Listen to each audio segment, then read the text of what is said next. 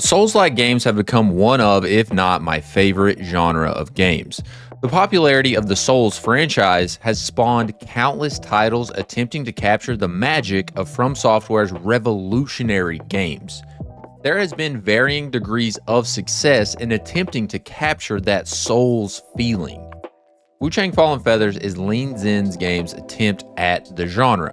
For the most part, this is one of the better Souls-like games that I have played. I really enjoyed my time with it, and if you enjoy these types of games, I think you will too. Alright, it's time for your spoiler warning. I will be talking about the events of the story a little bit, but I won't dive into a ton of the specifics about the story. I'll mention a few themes here and there from the story, but for the most part, this video will be only gameplay. I've kept the footage to the early portions of the game, and I'll use some boss fights from the mid-game, but for the most part, this is just going to be early game footage. With that out of the way though, proceed as you see fit. All right, now let's get into the actual game. First place I want to start is the optimization. I know there have been some issues with the performance of the game, especially on PC. I played the game on PS5 and I had a pretty clean experience. There were a couple of crashes and my game would just randomly freeze for a little bit and then come right back. But for the most part, it was fine. If you are going to play this game on PC, I would suggest checking the recommended specs for the game, but on PS5, I think by and large, you will be okay.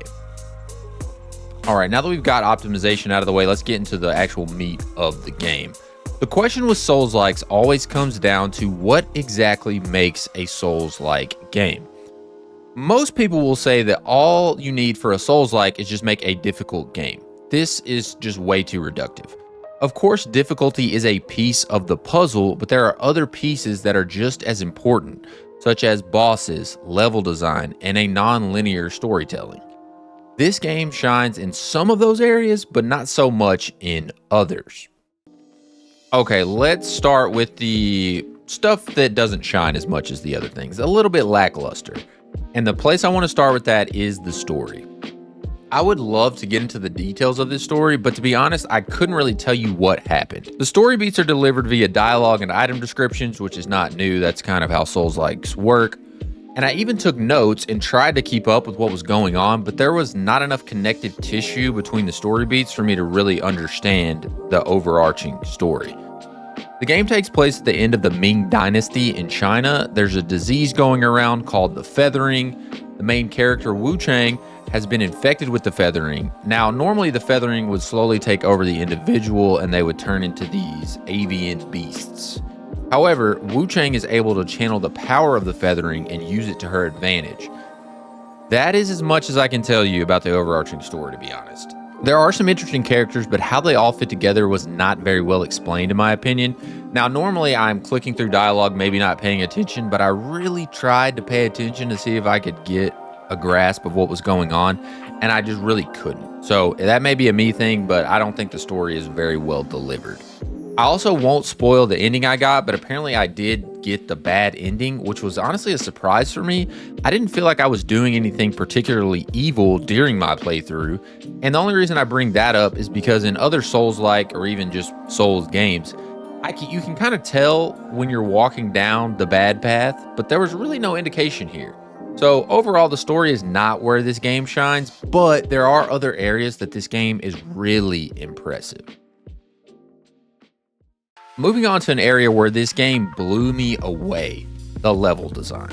Now, I have not played Dark Souls 1. I know, fake fan, I get it. It's on the list, I will play it eventually. However, the thing I always hear about Dark Souls 1 is that people will not shut up about the level design. It is apparently one of the best in any game. That's the consensus I always hear from Dark Souls 1.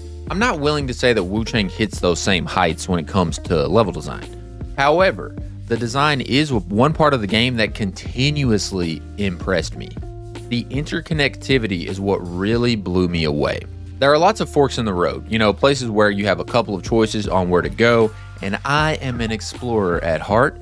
Normally what happens when I get to these forks, I get really nervous that I'm going to miss something important if I choose to go down a certain path and not the other, so I end up just backtracking.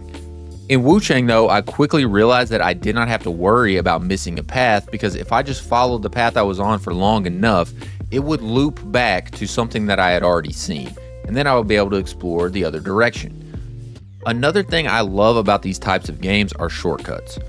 Finding a door and going to it, and then hitting the open button and seeing the prompt doesn't open from this direction.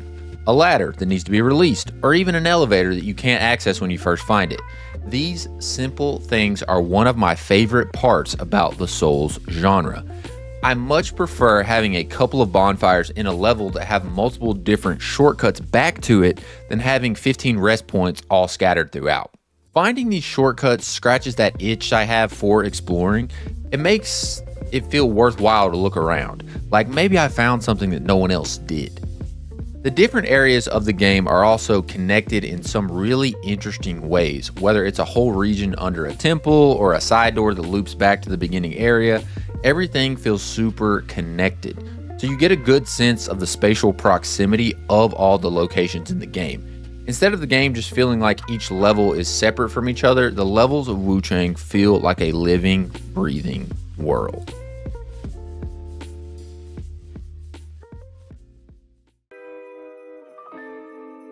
A Souls-like game would not be a Souls-like game without great combat. And the combat of Wuchang, I would say, is good and borderline great at times. The combat of the game is based on the feathering disease that I mentioned before. Wuchang is able to harness the power of the feathering through Skyborn Might, a mechanic that allows her to cast spells and do special attacks. Now, I really like this because a lot of times if you use magic in a Souls game, people think you, what's a good word for this? People think you're not very good at the game and are cheesing it. In Wuchang, though, I could see where you would think that, but I like the fact that you can just do a couple of dodges and get a few little spells in here and there, but they're not gonna like drastically change the game, I didn't find anyway. So I think that's pretty cool, and you can also like have unlimited spells essentially because you are earning the ability to cast them by dodging instead of just using like a mana flask or something. So I really like the Skyborn Might mechanic. The combat is also considerably slower than the other Souls-like that I've played, at least in the beginning. So like I said, I haven't played Dark Souls 1, but I've played Dark Souls 3, Elden Ring, Sekiro, other games like that, and the combat feels a lot faster in those games than it does here, especially in the beginning. However, near the end of the game, I was able to play a lot more aggressively, and I really enjoyed that. There are a few different weapon types, and each of them come with their own skill tree, and I'll get more into that later. They all feel distinct and give you a chance to experiment with equipment and different playstyles. The key mechanic in the game, though, is the dodge. I am more of a parry man myself. I just love when a game has a dedicated parry mechanic, and I think I've just played a few that have been really good lately, such as, Sekiro and Nine Souls. But I do also love a good dodge. Instead of the dodge roll that most people are used to with Souls-like games, Wuchang has kind of like a quick step in a direction which grants you some iframes. And I like this more than the dodge roll because it allows you to be more frenetic and keep the pressure up on your opponent, whereas when you have to do the full dodge roll, sometimes I feel like it slows you down a little bit. The game is very hard at the beginning. I was getting absolutely rolled by the easiest of enemies. However, by the end of the game, I was running over everything. This is my favorite part about Souls games. I love starting out as the weakest creature in whatever area or land you're in and becoming the strongest being in the game. Wuchang excels in this area. At the start, I was not a fan of the slow combat. However, by the end, I was running through these areas, breezing through enemies. We cannot talk about the combat of a Souls-like without mentioning the bosses, though. The bosses of a Souls-like are arguably the most important part of the game. The bosses are what you remember long after everything else has faded away from the game. Ornstein and Smo, Melania, Genichiro, etc. These are the ones who really stick with you. Having good bosses is necessary for a good Souls-like experience. Sure, level design is important, and I would even say that a Souls-like could get by just based on its levels alone. However, the bosses are what really take a game over the top. Wuchang's bosses don't live up to its level design, in my opinion. I think the level design is like, if we were going to rank this on a scale, the level design would be like an A, potentially low S, and the bosses would just be a B. So they're not terrible, but I don't think they hit the same heights as the level design. There are quite a few bosses in the game, and some of them have some pretty insane difficulty spikes with them. Some of them would take me several hours to beat, while others are much easier, which is not uncommon in Souls-like games for me. You know, some bosses just give people more issues than others. I don't think, though, that any of the bosses in this game will have the staying power of a Millennia or insert your favorite boss here, whatever it is. Now, I understand that that's a really high bar to meet. You know, games like Elden Ring do not come around very often. And I'm not saying that the bosses in this game are bad. All I'm saying is that I don't really think I'm going to remember many of these bosses in, a couple weeks even. Well, maybe in a couple months. There are a few I think I will remember in the mid game and some of the late game bosses, but I don't know that for sure. Regardless, the bosses are still good. Almost all of them are interesting visually, which is important because the last thing I want to do is fight a boss that doesn't look imposing or interesting in any way. Aside from appearances, the move sets for the bosses are absolutely rapid. They will attack you so damn fast and leave you very little room for healing, and the punish windows are incredibly fleeting. The relentless nature of these fights is frankly quite ridiculous with a few of the encounters, which goes back to these insane difficulty spikes. In a few of the fights, I don't feel like I learned the mechanics of the boss. Instead, I feel like I kind of just got lucky and was able to outlast certain bosses, which is not a feeling I enjoy with these games. I really am looking for the experience of downloading the boss's moveset and just feeling untouchable by the end, and I did not get that in some of these bosses, which is annoying. However, in a few of the encounters, I really did feel like, okay, no, I'm the boss now. I've downloaded your moves and I will be taking over from here. Another issue that I had was that sometimes it was hard to tell which move was coming based off the tell. Now, I think a lot of this comes down to the visual fidelity. It's not the best in this game, and so some of the animations don't look super clean, which I think led to this issue. And the one massive complaint I have about the movesets is that almost every boss has a big grab attack or some other attack that will most likely one-shot the player. My issue is not that they're in the game. My issue is how they're telegraphed. It's not always clear when the attack is coming. Further, if it is adequately telegraphed, there are times when you just get no time to react. I'm fine with bosses having moves that will delete just massive chunks of your health bar, but I would prefer that I know when they are coming and have just a little time to dodge out of the way. Overall, Wuchang's bosses are what I would consider slightly above average. There are a couple of standouts. The vast majority are just good bosses, even if they aren't super memorable. There is only one boss in the game that I think is absolutely trash, poorly designed, and I want it deleted immediately. However, it's an optional boss, and I won't spoil who it is here. Also want to take a second to talk about the runbacks. Most of the bosses do have longer runbacks than I'm used to, but for the most part, there is a path back to each boss that doesn't involve fighting loads and loads of enemies. It's a small thing, but coming from games that have save points right outside the boss rooms, this is something I noticed. Wuchang probably won't blow you away with its bosses, but I do think you will enjoy them for the most part. This next section is all about the quality of life features that Wuchang just has baked in. I was really blown away by these features. There is a tendency for some developers in Souls-like games to make them super punishing and then think that is the secret sauce. It's not. What I'm looking for in a Souls-like is difficulty, yes, but I don't want that difficulty to feel punishing. Wuchang achieves that non-punishing difficulty with some excellent quality of life features. First, let's talk about the weapon upgrade system. One of my biggest complaints about a game like Elden Ring is that you can run out of upgrade materials for your weapons. What this leads to is me using maybe a couple different weapons throughout the game. Wuchang solves this problem by taking out the blacksmith and simply putting the weapon upgrade into the skill tree. So for example, instead of upgrading a specific spear, sword, or axe, you use these red feathers to upgrade the entire class of weapon. This means that when you find a new spear, you can immediately use it and see if you like it. I cannot express to you how much I love this change. I still used the same weapon for most of the game, but I was way more willing to try new things because I did not have to upgrade each weapon individually. Another amazing feature is that you can respec your character at any time for free at the rest points. This is something I want to see in the genre moving forward. I want this to become a staple of the genre.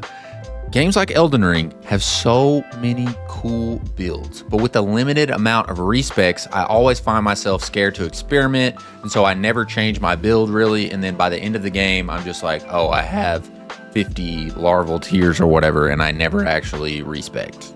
Not the case in Wuchang. I was changing my build anytime I needed to. Oh, I need more health for this boss fight? Respec. I need more stamina? Respec. Oh, I need to buff this certain resistance? Respec. I need a little bit more life? Respec. You get the idea. This meant that I was able to think through my prep for each boss. Instead of just beating my head against the wall until I beat the boss, I would tweak my build to give myself a little more of an edge. I just loved the freedom that this gave me. I actually wanted to try different builds and would do so just on a whim. I would like to see this respec introduced in the entire genre. Now, I get it, maybe the developers don't want you to just be able to respec for free at any time, but there should at least be a way to respec as many times as you would like. But again, we'll see if that gets implemented. I want to take a quick point here on status effects such as burn, blight, frostbite, etc. I am specifically talking about when Wuchang herself is affected by one of these status effects. None of them feel super oppressive, except despair. Seriously, get out of here with mechanics like despair. What despair is, if you've played any of the Dark Souls or Elden Ring, it's essentially death blight. So if the meter fills up all the way, you just instantly die. I hate these status effects, and I think they should be purged from our collective consciousness so I never have to feel the trauma of just instantly dying ever again. In Wuchang though, aside from despair, the effect will do some damage, take down your stamina, but none of them feel like a death sentence. This is something I really appreciate because the last thing I want to do is get to a snowy area and know that as soon as I'm stricken with frostbite, I'm cooked. It keeps me from wanting to explore certain areas. So the lack of oppressive status effects is a big plus for this game, and I really enjoyed it. The last quality of life feature I want to discuss is for the Souls fashion heads out there. There's something about looking fresh in these games that I just absolutely love. In other titles, I have not used the quote-unquote optimal armor for a situation simply because I like the way another one of them looks. Wuchang solves this problem by allowing you to transmog your armor at any time. For those of you who don't know what transmog means, it simply means that you're able to change a piece of armor's appearance to whatever you want. So you can change how it looks, but keep the stats of the original armor. This means that no matter what armor the situation calls for, I can always make sure that I'm looking exactly the way I want. I understand that this will not matter to some of you, but to Souls fashion enjoyers like me, I tip my hat to these developers. Overall, I really enjoyed my time with Wuchang Fallen Feathers. It's not a perfect game, but I think it's a really solid attempt at capturing the magic of the Souls genre. If you're looking for a Souls-like with intricate level design, fast-paced boss fights, and don't need the story to be easily digestible, I really think that you will enjoy your time with Wuchang. I'm really excited to see what these developers do next after such a solid first attempt.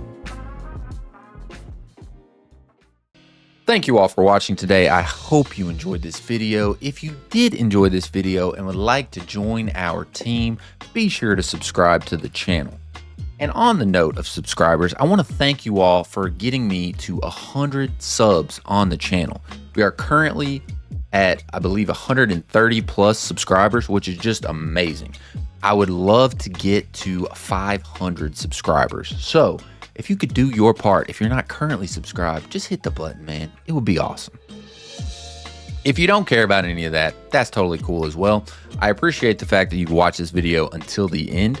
I hope you all have a beautiful time, and I will see you all in the next one.